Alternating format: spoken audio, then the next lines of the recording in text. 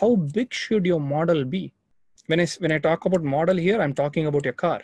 When you're loading your car into your computer, when you're loading the computational geometry, you don't have to scale your model at all. Why? Can anyone tell me? What are the benefits of scaling a model? Like, how is it going to help me from a computational point of view? The number of elements depends on the size of the domain, right? So why would it not make a difference? Why can't you scale it down, right? So this is one of the classical things that I hear from aerodynamic students or people who are interested in aerodynamics is you would think that when you scale down the model, you are still using the same mesh.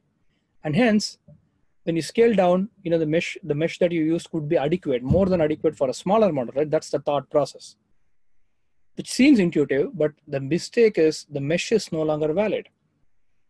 When you make the car smaller, remember, you need to have at least the same Reynolds number, right? So if you scale your car by a factor of 10, what should happen to the velocity? When you scale down the size of your car by a factor of 10, how should you scale up or scale down your velocity? Or do you even have to scale it? Again, guys, would really appreciate, it doesn't change. What is the formula for Reynolds number? Okay, so it's nothing but rho v d by mu, right? So here d is basically your characteristic dimension and v is your velocity, correct? So your dimension, characteristic dimension could be, say, the length of your car, and if your length of your car, when you scale it perfectly on all directions equally, and when you scale it by a factor of 10, when you reduce it by a factor of 10, your velocity should automatically increase by a factor of 10, right? And only then you will get the same Reynolds number. Now remember, for a higher velocity, the mesh requirements would also get lower.